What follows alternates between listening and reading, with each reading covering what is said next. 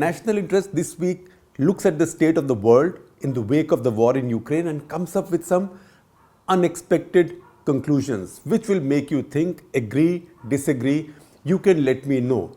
And you know what? As we study the state of the world, we also come to the realization that it's become very difficult to understand what's going on where, because the media now looks so partisan everywhere. The Western media, a lot of the people in India have skepticism because it looks like they pick up all the intelligence briefings and Pentagon briefings, etc., or Ukrainian government briefings and videos like gospel, sort of unquestioningly.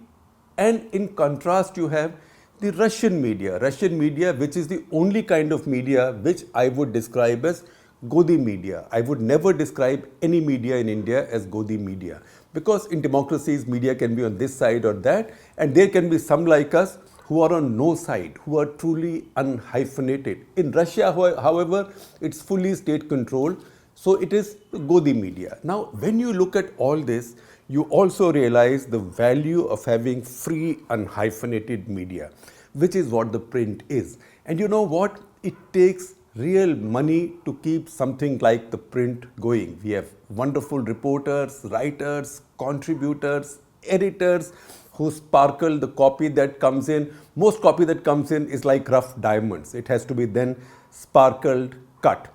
All that is done by editors. All of this costs quite a bit of money. We are only able to do it because of contributions from people like you. So please do subscribe. Please do take a paid subscription. If you have one, please renew it.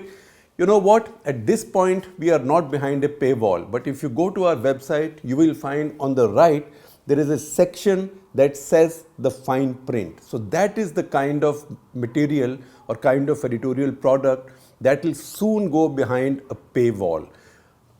Before we do that, however, even before we do that, I would request good people like you to take paid subscriptions, because only then can we keep on bringing this quality of journalism with you, which I know you value because so many of you watch us, read us, respond to us. So back to the argument. Now, many new thoughts emerged in the global political sciences and strategic communities after the Cold War ended in 1989-1990. Among the most prominent of these and among the most discussed and debated was Samuel Huntington's Clash of Civilizations in 1993. This had come in response to, or probably it was provoked by, something that his favorite student or something that his brilliant student Francis Fukuyama wrote, The End of History. In fact, the full name of his book was The End of History and the Last Man. This was published a year earlier in 1992. Now, it would be hasty right now to say that both theories lie in the rubble of Bucha, Mariupol and Kharkiv as yet. We can't be so hasty. These are smart, brilliant people, great minds of our times.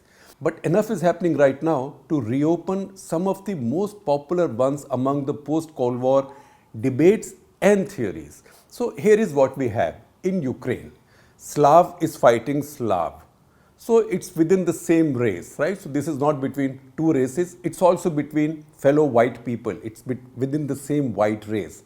The Christian Orthodox fighting the Christian Orthodox. Now, the Orthodox world, Christian Orthodox world, was also among the different civilizations listed by Samuel Huntington. So it's within the same civilization. That takes religion or religious order out of the equation. And it has also brought back the Western powers in conflict again in Europe, the big, powerful, unidimensional superpower. That's only a military superpower. Russia is only a military superpower. That's why we call it a unidimensional superpower. So the big, powerful, unidimensional military superpower in Russia that the Western world confronts now has a near ally in the biggest power in Asia, namely China.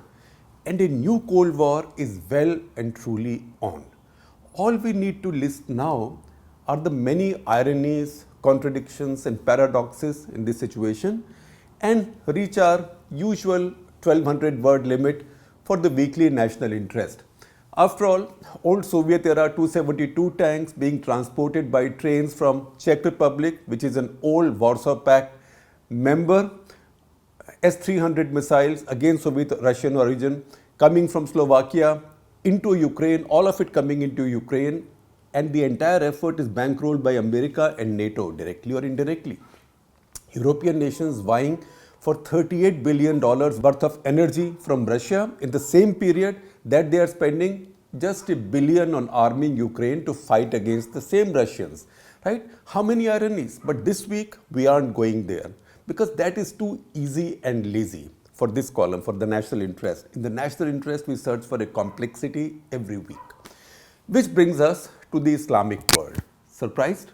We've come halfway through the column about conflict in the world without mentioning the Islamic world.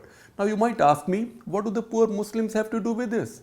With any of this? They can't even be blamed for the rise of crude oil prices. Russians are to blame for it, or the Americans for sanctioning Iran and Venezuela before that. So you can't even blame the Muslim world for that.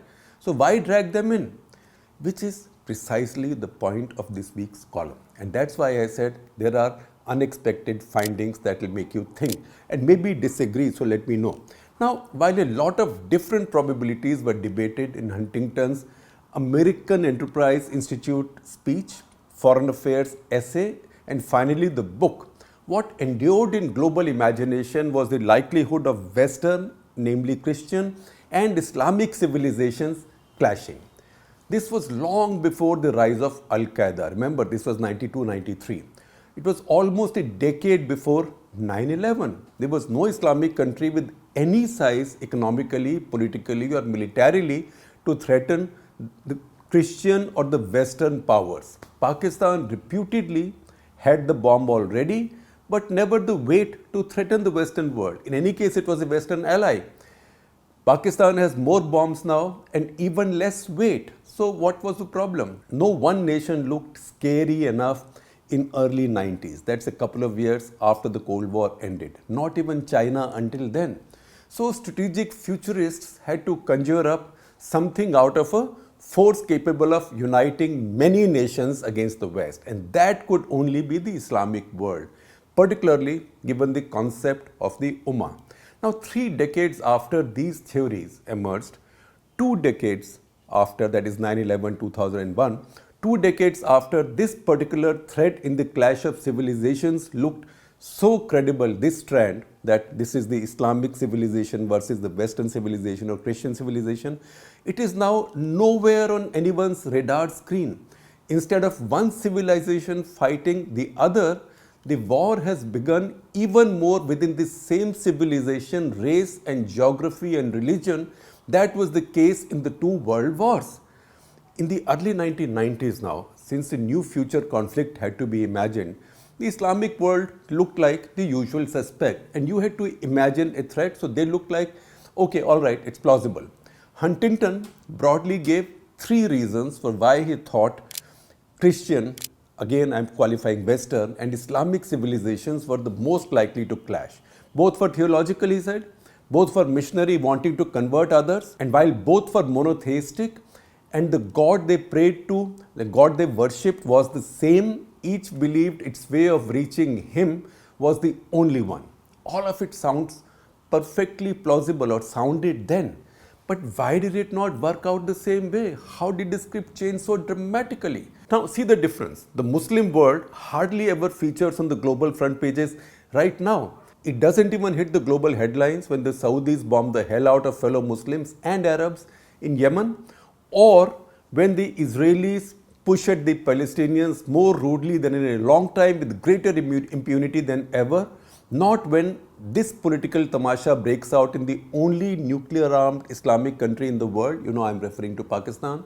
The Rohingya continue to be tortured and killed, and definitely not when the Chinese carry out currently the worst mass atrocity in the world over the Muslim Uyghur in Xinjiang. All right, the Russians in Ukraine may have beaten them to it for now, but at least the Ukrainians are getting global sympathy. They are also getting the wherewithal to fight the Russians. No such deal for the Muslim Rohingyas. Now, the Muslim world by now was expected to rise as one, a civilizational threat. Today, it's involved in a few conflicts, but all of these are within. The larger fault line in the Islamic world is Iran versus Saudi Arabia, and the rich Gulf Arabs. Yemen is a proxy war for this, as are the conflicts in Lebanon and even Syria to a large extent. Now, Erdogan's Turkey, mostly Sunni, unlike Iran, has been jostling in the same melee for a shot at the same goal. Ukraine has disrupted even this now. Erdogan is making a hurried course correction, giving the Israeli president an unprecedented reception, pretty much burying the probe into Washington Post columnist Jamal Khashoggi's murder, which is what he was using earlier to embarrass the Saudis, but now he is sucking up to the Saudis, who he detested till the other day. The super holy OIC at its latest summit in Islamabad didn't whimper on the Uyghurs, but invited Chinese Foreign Minister Wang Yi as their most honored guest. And the powers that be in Pakistan are making course correction on their ties with the West. They have already put to pasture the one leader, Imran Khan, who fantasized about leadership of the Muslim world, especially because he believes that he had succeeded in persuading the UN into observing an annual day against Islamophobia. So that means leadership of the Islamic world. But what is the Islamic world? The leadership of the Islamic world is mine, he probably thought. Now, he is out of it in his own country.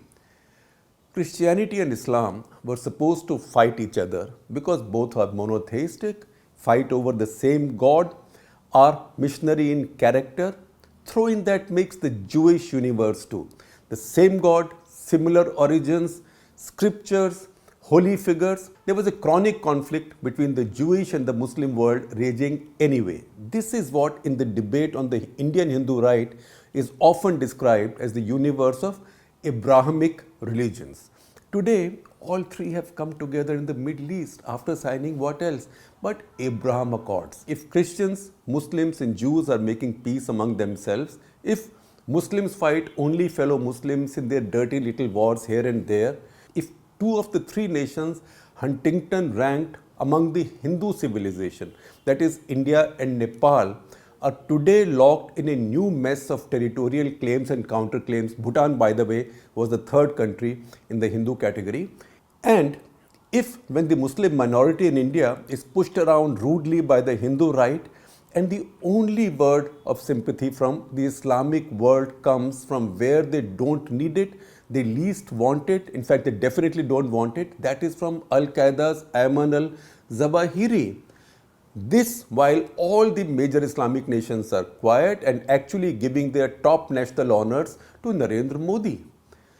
Let's go on. If the greatest threat to world peace after World War II has emerged again from the heart of Europe and within the Christian civilization, this world has changed in a manner nobody could have imagined. Definitely not those who had imagined that people need to be divided by religion, culture, civilizational differences to go to war with each other. The reason they drive nations and their rulers to war are still the old ones: greed, power, dictatorship, arrogance, hatred, and hubris.